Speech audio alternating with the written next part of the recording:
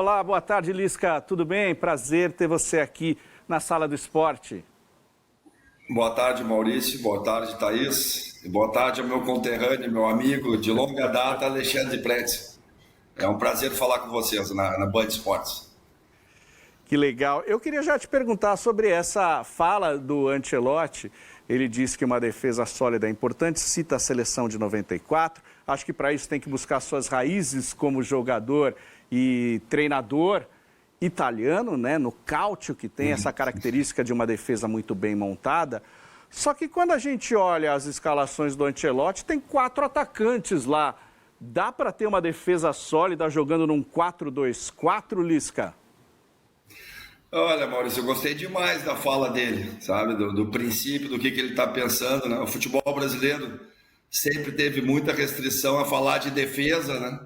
Nós somos o país que resolvemos, que decidimos o jogo numa bola. E os nossos 2 exemplos aí que ganhamos as últimas 2 Copas, tanto 94 como 2002, foram de defesas sólidas, de trocas, né, do time base, sempre fortalecendo o meio-campo, o sistema defensivo. Nas últimas Copas sofremos bastante, principalmente nas laterais, né? E agora eu estou vendo aqui que ele está querendo fazer um teste com o Militão, né, na lateral. Tanto Daniel Alves como Marcelo são ótimos jogadores, mas tanto no Barcelona como no Real Madrid existia um sistema para eles jogar e não defendiam na linha de 4, como foi na Copa do Mundo, né? E a seleção de 94 sempre há uma contestação, né? Aquela discussão, 94, 82, mas a de 94 é um bom exemplo, e ele pelas raízes, o catenaccio, né, italiano, sistema defensivo forte, com a qualidade que a gente tem, e eu acho que ele está no caminho certo. Lisca, prazer, seja bem-vindo aqui ao nosso Sala do Esporte. Eu vou entrar num assunto polêmico aí, principalmente entre os treinadores brasileiros. O que você acha aí do italiano Carlo Ancelotti no comando da nossa seleção? O Ancelotti é uma figura incontestável, né? E há um movimento no país já há um bom tempo, né, de chegada de treinadores estrangeiros, né, não só na seleção, mas nos clubes também. E o nosso mercado é muito atrativo hoje, né? Aqui nos países sul-americanos, as condições de trabalho, a remuneração também. Então é um movimento normal, né? Nós brasileiros precisamos mostrar trabalho, precisamos, né, mostrar serviço. Tem alguns exemplos aí, como o Guanais, né, esse ano aí, que está fazendo um belo trabalho no Mirassol, o Felipe Luiz, né, da nova geração. Mas o Carlo Ancelotti, né, é um nome incontestável. Para ele é uma novidade treinar a seleção também. Eu vi entrevista ele falando, né? Ele estava acostumado a trabalhos diários, a fazer gestão de clube, né? Seleção é diferente, então selecionador, tu trabalha pouco tempo, né, para preparar a equipe já para o jogo, para a Copa do Mundo menos tempo ainda, né? Mas é um movimento natural e ele é um nome, né, também de muito respeito, dá uma proteção muito grande à CBF, né? Tudo que aconteceu na Confederação nos últimos anos, a gente vê pouco falar, né, sobre os problemas extra-campo. Acho muito graças ao nome dele também, a gestão da CBF como um todo, né, o novo presidente, o próprio Rodrigo Caetano também. Então, acho bem interessante, tomara que dê certo, né, e a gente buscar o nosso espaço no mercado novamente, né, e mostrando trabalho e competindo com os estrangeiros aqui e ganhando deles, né. Lisca, prazer imenso revê-lo, um grande abraço, sempre uma honra conversar contigo e dividir espaço contigo. Mas eu queria saber de ti, tu concorda com os veteranos treinadores que acham que a imprensa brasileira ela pega leve com o treinador estrangeiro e bate forte nos técnicos brasileiros, inclusive com definições que muitos brasileiros estão ultrapassados e pararam no tempo? Alexandre, prazer, te escuto aqui quase que diariamente, né? Tu é o repórter que está fora do Rio Grande do Sul, mais bem informado da dupla Grenal, né? E as tuas posições também sobre o futebol brasileiro, sobre tudo que envolve, todo o sistema, tudo que acontece, né? É uma discussão bem ampla, né, Pretz? A gente falar, né, da defasagem dos treinadores brasileiros, há uma discussão das licenças também, né? Da equivalência das licenças, que a gente possa também sair daqui. Isso é uma coisa que eu contesto, né? Por que a gente não está no Uruguai? Por que a gente não está na Argentina? No Chile agora estamos chegando, né? O Thiago Nunes recentemente aí estava no Equador, já teve no Peru, agora nós temos o Gerson também treinando o Nacional do Uruguai, né? Que começou a carreira ali no Uruguai, um time menor.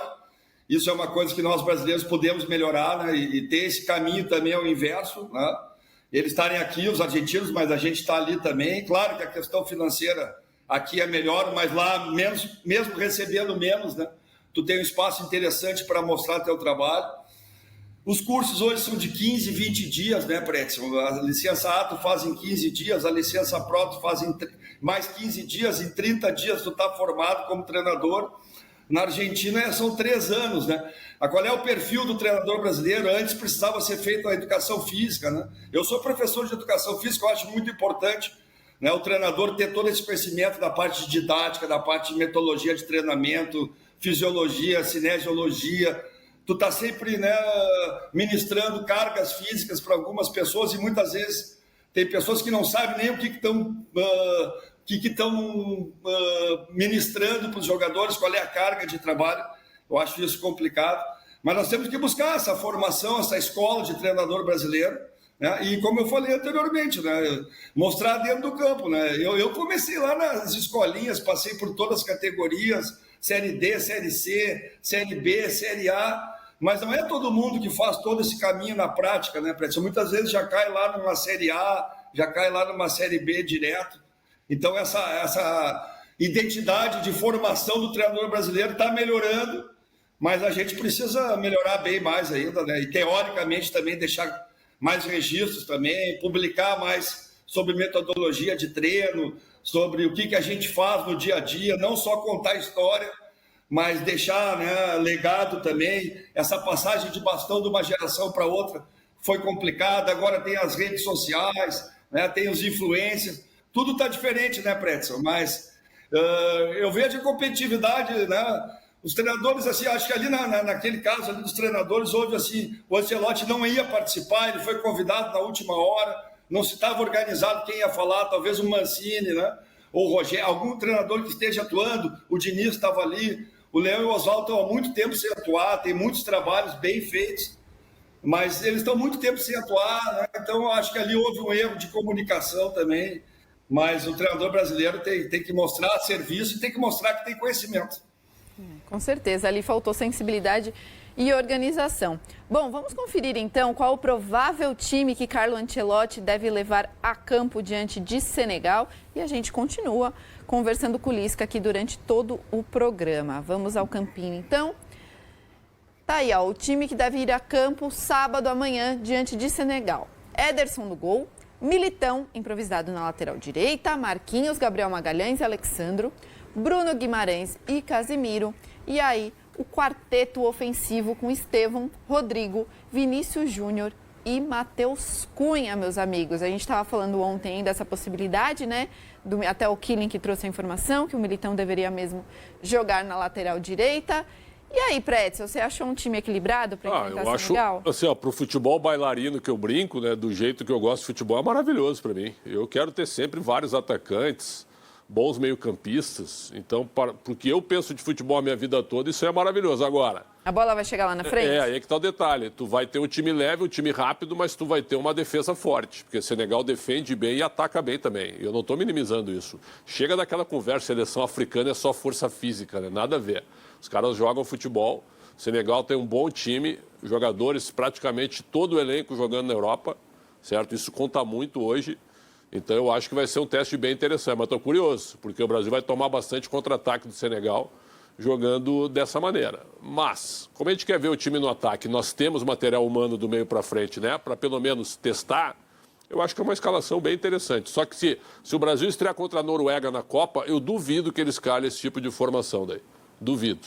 Aí eu acho que ele vai dar uma reforçada mais no meio de campo para enfrentar uma seleção europeia, por exemplo, né? Se estrear na Copa do Mundo do ano que vem. Queria fazer essa pergunta até para o Lisca, colocando de novo o nosso campinho. Eu estou imaginando que o Rodrigo, nessa formação, Lisca, deva estar mais centralizado, com o Vinícius Júnior pela esquerda, o Matheus Cunha centroavante e o Estevão pela direita. Você imagina também essa formação, muita mobilidade nesse ataque e como você, com 2 jogadores mais fixos, né? Porque o Rodrigo ele é um atacante de origem, né? Você tem 2 meio-campistas fixos aí, se é possível você controlar o meio-campo. Olha, com a participação de todos, né? Ali o Vini e o Rodrigo, na verdade, eles vão revezar, né? Porque o Vini já no Real Madrid, para jogar pelo lado esquerdo aqui, a função defensiva ela é um pouco mais complicada, né? Você tem que descer com o lateral, tem que fechar a diagonal quando a bola está do lado oposto. Esse homem que fica pelo centro com o Matheus Cunha, ele teoricamente fica responsável pelo primeiro volante do adversário, que hoje é importante também, né? Tu neutralizar a iniciação do jogo do adversário.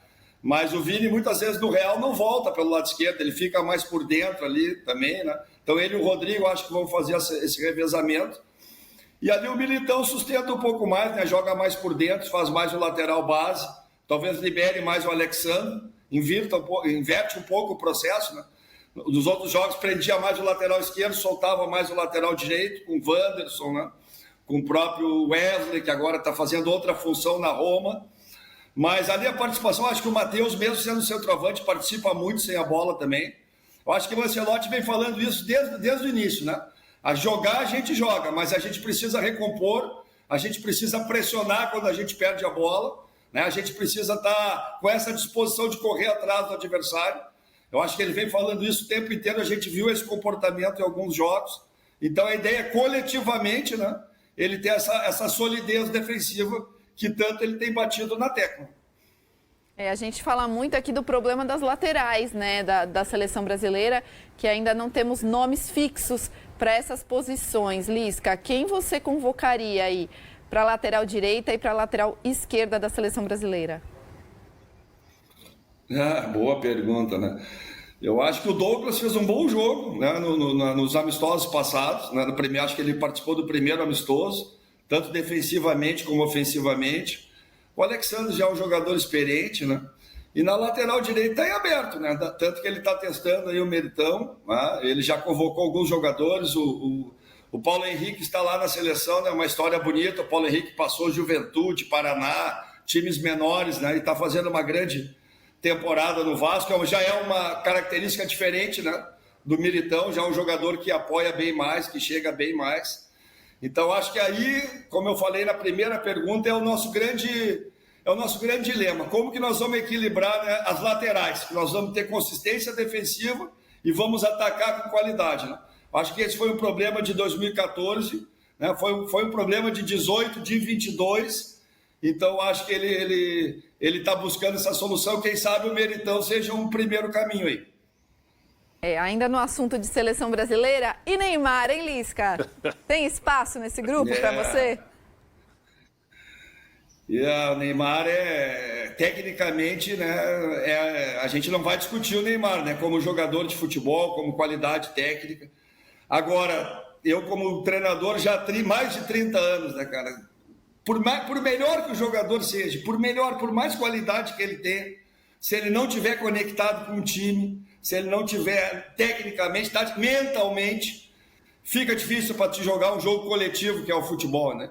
Então, acho que esse é o grande desafio do Neymar, é ele pagar o preço, treinar, estar cedo no CT, né? Conviver com os jogadores do Santos, com os jogadores da seleção, chegar junto com o time, sair junto, estar conectado com os jogadores e participar de uma engrenagem de um time com a qualidade que ele tem. Eu acho que aí, sem dúvida, ele é muito importante para nós, né? Eu acho que na seleção ele vai ter isso, porque a qualidade sobe lá em cima, né? E ele pode ser mais um, né? E aí esse mais um com a qualidade que ele tem, com a diferença que ele tem, ele vai ser muito importante para nós. Agora, se ele não quiser pagar esse preço, se ele não tiver mais paciência, não tiver mais estômago para isso, aí vai ficar difícil. Vou fazer uma pergunta para ti sobre o Neymar. Tu, como treinador, você acha que os treinadores hoje eles têm dificuldade de barrar o Neymar, de enfrentar, entre aspas, o Neymar no dia a dia, de tirá-lo do time mesmo que ele esteja mal? Porque o Neymar hoje é um cara que abre portas pela força que ele tem no futebol, com o pai dele hoje sendo um dos grandes empresários e com entrada em tudo quanto é time, tudo quanto é mercado. Tu acha que é difícil para o treinador hoje barrar o Neymar até em relação a esse tipo de situação?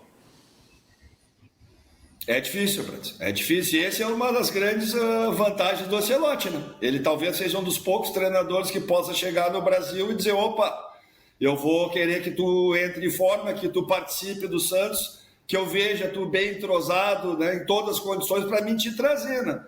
Eu acompanho teus comentários, né, Preto? Tu sabe que essa relação jogador, clube, treinador mudou muito nos últimos anos, né?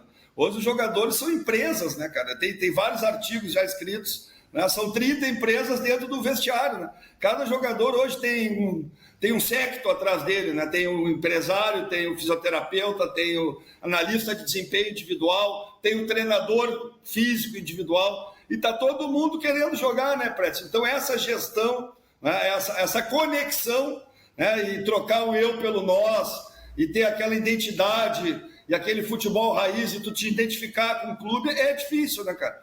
E o Neymar é um cara que, né, hoje a relação que ele tem com o Santos é totalmente diferente, né? Eu tive a oportunidade de treinar o Santos, já era, né, um clube diferente, hoje ele é uma relação diferente, o pai dele praticamente comanda o clube junto com o presidente, faz obras, reforma o clube. Tu imagina como é que não é essa relação, então é difícil de falar de fora, né?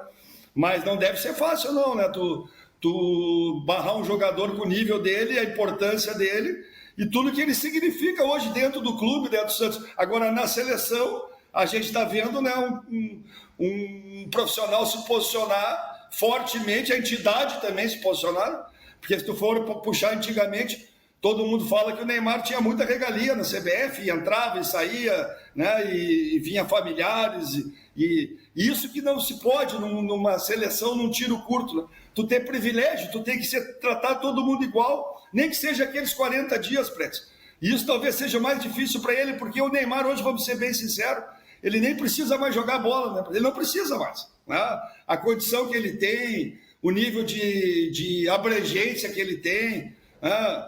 Hoje eu estava aqui na Zona Sul, tem 2 menininhos, um com a camisa do PSG e outro do Barcelona, às 2h10, Neymar Júnior. Estou falando da Zona Sul de Porto Alegre, entende? Então, cara, é ele querer se encaixar nesse padrão de jogar, de pagar preço. E eu acho que ele não vai se arrepender, cara. Mas barrar ele não é fácil, Preto, você pode ter certeza.